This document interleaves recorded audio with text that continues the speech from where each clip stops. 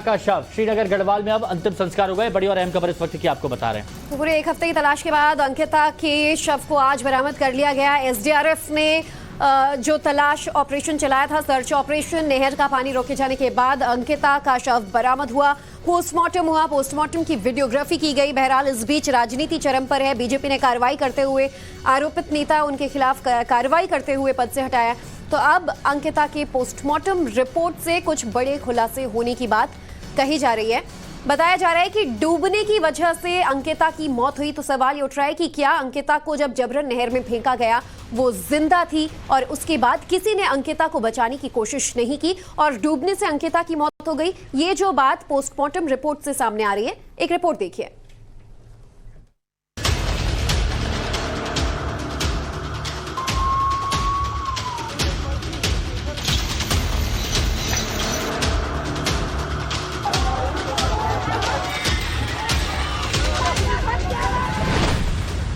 सौरभ भास्कर आरोपी, पुलकित आर्य आरोपी, अंकित गुप्ता आरोपी। यही वो तीन दरिंदे हैं जिनके ऊपर रिसोर्ट में रिसेप्शनिस्ट की नौकरी करके कुछ पैसे कमाने में जुटी 19 साल की लड़की अंकिता भंडारी को जान से मार देने का आरोप है। यही वो दरिंदे हैं जिनके ऊपर एक साधारण परिवार की एक लड़की को गंदे धंधे में शामिल होने से मना करने पर नहर में डुबोकर जान ले लेने का आरोप है। यही वो दरिंदे हैं जिनके ऊपर पैसा, पावर और बड़े बिजनेस का गुरूर सवार है। और यही वो दरिंदे हैं जिनके अपराध के बाद आक्रोश की आग थमने का नाम नहीं ले रही है। देखिए, उनके फादर और उनके भाई मेरे साथ हैं अंकिता के। मैं उनको अपने साथ लेके आया हूँ। उन्होंने बॉडी को देखा। अभी कपड़ों के हिसाब से वो मान रहे हैं कि बॉडी अंकिता की है। बाकी होटल कर्मियों को भी बुला करके एक बार फुल प्रूफ हम आगे एएमसी में करेंगे। और अभी फिलहाल बॉडी अंकिता की है। पिछले 6 दिनों से ऋषिकेश से लापता अंकिता भंडारी की तलाश पूरी तो हुई, लेकिन अंकिता कभी ना मिल पाने वाली हालात में मिली। नहर से सड़ी हुई लाश बाहर निकली तो सामने सवालों की लंबी लिस्ट थी।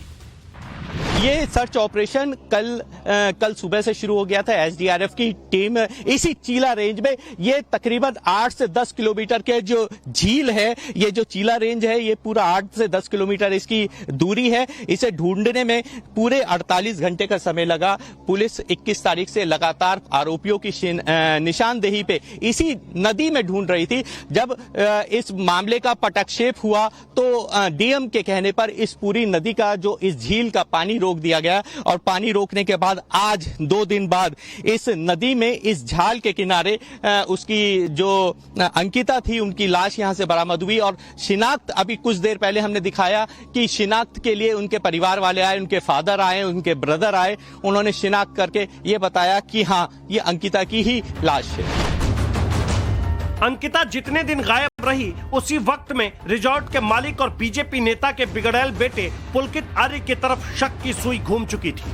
फिर पूरी पाप की कथा सामने आई, जिसे सभ्य समाज में सार्वजनिक रूप से लोग सुनने और सुनाने में भी हिचकते हैं। शर्म से सनी कहानी ये कि जिस रिजॉर्ट में अंकिता मामूली सी नौकरी करती थी, उसका मालिक पुलकित आर्य उसे गंदे कामों में जल्द से जल्द संलिप्त होने के लिए दिन रात दबाव दे रहा था। अंकिता भंडारी इस बात को अच्छे से जान चुकी थी कि वो जिस जगह नौकरी करती है, वहाँ ना तो माहौल ठीक है, ना ही लोग अच्छे हैं। दूसरी तरफ हैवानों की एक पूरी टोली थी जो लगातार 19 साल की लड़की को परेशान करने में जुटी थी। कुछ व्हाट्सएप चैट उस बच्ची की बेबसी को दिखाने और उसकी व्यथा को समझाने के लिए काफी है, जो उसने चंद दिन पहले ही अपने एक दोस्त को व्हाट्सएप के जरिए बताई थी। अंकिता ने अपने दोस्त को लिखा था। उसने बोला कि ऐसा है कि वीआईपी गेस्ट आ रहे हैं मंडे को। अंकिता का दोस्त पूछता है फिर। अंकिता जवाब देती है तो उन्हें एक्स्ट्रा सर्विस चाहिए। अंकिता का दोस्त बोलता है अच्छा। फिर अंकिता जवाब देती है, मैंने बोला कि मैं क्या करूं? तो बोल रहा है कि जो तुम बोल रही थी कि स्पा वगैरह करोगी, एक्स्ट्रा सर्विस और स्पा की बात कहां से ला रहा है तुम? अंकिता का दोस्त फिर उससे पूछता है, आपने स्पा से रिलेटेड क्या बोला है? अंकिता फिर जवाब देती है कि उधर से वो बोल रहा है कि ये गवारों वाली हरकतें मत करो, गेस्ट देख रहे हैं। अंकिता अपने दोस्त को जो बातें बता रही थी, उसके बाद यह साफ है कि वनंत रिजॉर्ट कहने को ही रिजॉर्ट था, बाकी वहां कुछ भी सही नहीं था। टाइम्स नाउ नवभारत के पास व्हाट्सएप चैट का जो स्क्रीनशॉट है उसमें एक खास इंतजाम की बात बार बार लिखी जा रही थी और अंकिता को इसी बात से घोर आपत्ति थी। आखिर में यही सारी बातें अंकिता भंडारी की जिंदगी पर भारी पड़ गई। ये सब 18 सितंबर से ही शुरू हो गया था। अंकिता 18-19 सितंबर से गायब थी। अंकिता के पिता ने उस होटल के कर्मचारियों से पूछताछ की। पुलिस ने गुमशुदगी की रिपोर्ट दर्ज कराई। सोशल मीडिया पर तलाश के लिए कैंपेन चलाया। पुलिस ने पुलकित आर्य से भी पूछताछ की। पुलकित ने अंकिता को गंगा में धकेलने की बात कबूली। अंकिता का शव नहर से बरामद किया गया। जब तक अंकिता का शव मिला नहीं था तब तक रिजॉर्ट के मालिक और उसके मैनेजर उसके दोस्त को पूरी तरह से घुमाने की कोशिश कर रहे थे। Hello hello. हाँ, पता लगा हाँ जी। कुछ? मैं हेलो, बात करता हूँ, बस आपको आधे घंटे में हम यहीं बैठे हुए हैं अभी। कहाँ बैठे कर हो रहे आप? हैं सब यहाँ स्टेशन में, पुलिस स्टेशन में। पुलिस स्टेशन में? हाँ, वो इंस्पेक्टर से बात हो गई है, वो पहुंच रहे हैं अभी हमारे पास 10-15 मिनट में। आप अभी पुलिस स्टेशन में हो, वो रिजॉर्ट में जाएंगे? क्या? हाँ, रिजॉर्ट में रिजॉर्ट में जाएंगे, जाएंगे। पूरा सारा सब देखेंगे, सारी चीज सब देखेंगे, कहाँ है, किसके साथ बात किया, क्या नहीं किया, कॉल डिटेल पूरी निकालेंगे, हिस्ट्री सब निकालेंगे। भाई ये सब करना पड़ेगा। अच्छा, मुझे एक बात बताइए, हाँ जब आपने मेरे को रात को फोन किया था कि इनको ले जाओ, है ना, हाँ, कहीं और हाँ। जॉब ढूंढो, हाँ तो उसके बाद से उनका फोन बंद क्यों हुआ है? मेरे को ये समझ नहीं आ रहा। भैया, आपको सारी बात समझाएंगे। अभी आप आधा घंटा नहीं, दीजिए, चलो आधे चलो घंटे बाद चलो बात करते हैं चलो, ये आपसे। भी मानता हूँ, चलो जो भी है, मेरे को ये समझ नहीं आ रहा, आपने अपना पर्सनल फोन कैसे दे दिया पूरी रात के लिए? भैया, मेरा पर्सनल फोन क्या है, मेरे फोन में क्या है, ऐसा कुछ नहीं नहीं नहीं, ऐसी बात नहीं है। जैसे मेरा कोई हाँ। पर्सनल फोन है, मैं पूरी रात के लिए किसी को हाँ। थोड़ी ना दूंगा। हो सकता है कि शायद आपके पर्सनल फोन में कुछ ऐसी चीजें रहती हो कि आप किसी को नहीं दे सकते हो। नहीं, जो मर्जी हो, मगर पर्सनल हाँ। फोन है ना, बंदा कहीं पे भी हाँ। फोन कर सकता है। और दूसरी ना? बात क्या है ना, ऐसा है, देखिए मैं अभी यहाँ बैठा हुआ हूँ, मैं आपको भी आधे देखो घंटे में जो बात करता देखो हूँ। जो मर्जी हो, रिस्पॉन्सिबिलिटी हाँ। आपकी, आपको ढूंढना पड़ेगा, हाँ। जो मर्जी हो। भाई साहब वही कर रहे हैं, और आप ठीक है हमें ना? ना हमारी रिस्पॉन्सिबिलिटी मत समझाइए पुष्प, समझ रहे हैं आप नहीं, बात? देखिए मैं आपको समझा नहीं रहा हूँ, मैं ठीक आपको है। याद दिला रहा हूँ। बस आपको याद दिलाने की जरूरत नहीं है, हम जानते हैं हम कितने रिस्पॉन्सिबल हैं। ये इकलौती बात नहीं थी जो आरोपी झूठ बोल रहा था। इससे पहले आरोपी पुलकित ने पुलिस को एक अलग ही कहानी बताई ताकि उसके आधार पर किसी तरह से बचाव वाला चादर बिछ जाए, जो बाद में कोरी झूठी बातें निकली।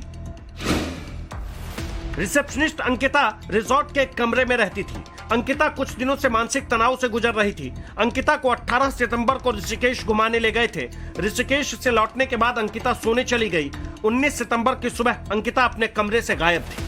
जैसे कि हमको परसों 11:30 बजे सुबह हमको विवेचना ट्रांसफ़र हुई थी, जो कि 365 में लिखी गई थी, उसके तत्काल बाद हमने उसमें टीमें गठित करके कार्रवाई करना शुरू कर दिया था। और जो फिर आगे जब विवेचना में देखा गया कि रिजॉर्ट से वो लड़की 3 लोगों के साथ निकली थी और वापस वहाँ के जो लोगों के बयानों के आधार पर वापस नहीं आई थी, तो नेचुरल सी बात है कि प्राइम सस्पेक्ट 3 थे, पुलकित, अंकित और भास्कर।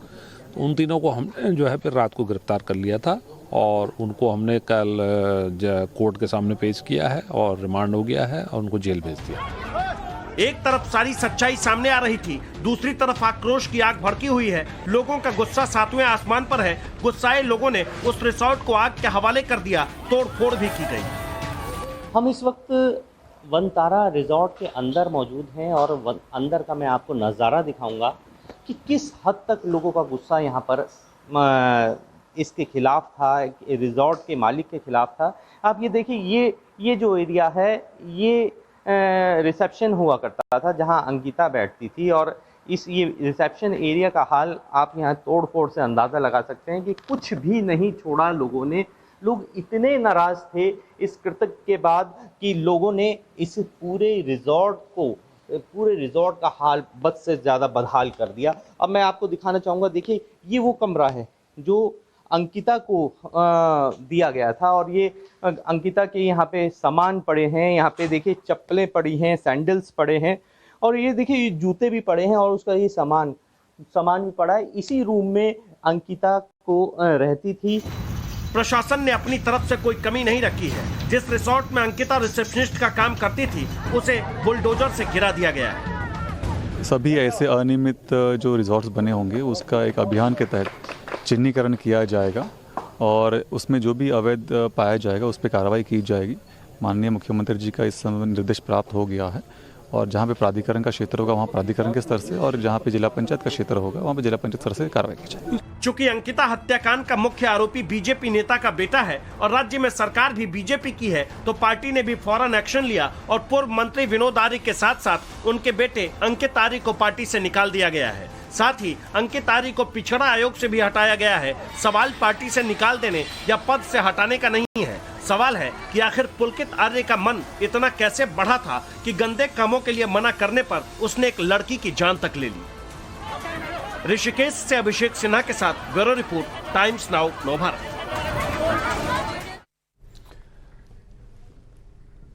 और देखिए, लोगों में आक्रोश है, नाराजगी है और गुस्सा भी है, और इसी पर बहुत सारे सवाल भी है। उन सवालों के जवाब जानने की कोशिश करेंगे। उत्तराखंड के मुख्यमंत्री पुष्कर सिंह धामी हमारे साथ में जुड़ चुके हैं, सीधे उनसे सवाल करेंगे। पुष्कर सिंह धामी जी, अंकिता की मौत हुई और उसके बाद लोगों में बहुत गुस्सा है, आक्रोश है, वो दिख रहा है, और मौत को लेकर जांच भी आप लोगों की तरफ से की जा रही है और इस दौरान बुलडोजर एक्शन भी देखा। क्या ये विपक्ष के लिए जवाब है? और ये भी आपसे जानना चाहेंगे कि रिजॉर्ट में जो आपकी पार्टी के नेता का था, उन पर अब आगे क्या एक्शन लेंगे, क्योंकि जनता चाहती है कि सख्त से सख्त एक्शन लिया जाए।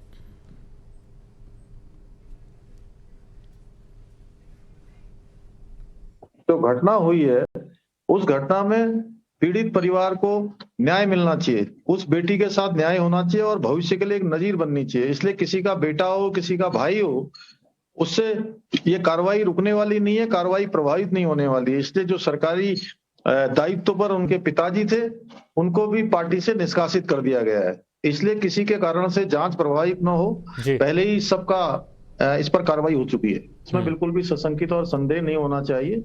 हम लोग इस पर पूरी ईमानदारी के साथ अपनी बेटी के लिए, हम लोगों की बेटी है, हमारी बहन है, उसके साथ जो अन्याय हुआ है, जो जघन्य अपराध हुआ है, उसकी जो है पूरी तरह से जांच की जाएगी, पूरी तरह से आरोपियों को, अपराधियों को सजा दी जाएगी। और जहां तक फॉरेंसिक टीम की बात है, उस समय चूंकि तात्कालिक रूप से जितना जरूरी था उतना किया गया है और आगे के जो कमरे हैं पीछे के वो सील कर दिए गए हैं, जिससे कि फॉरेंसिक जांच भी पूरी हो। नहीं, लेकिन पुलिस के एक्शन पर बहुत सारे सवाल यहां पर उठ रहे हैं कि जो पीड़ित के पिता थे वो दर बदर की ठोकर खाते रहे, लेकिन एक्शन वहां पर नहीं लिया। परिवार ये कह रहा है कि बेटी की तलाश में पुलिस ने बहुत ज्यादा देरी की। जब प्रदर्शन और हंगामा शुरू हुआ तब जाकर नींद खुली है उनकी।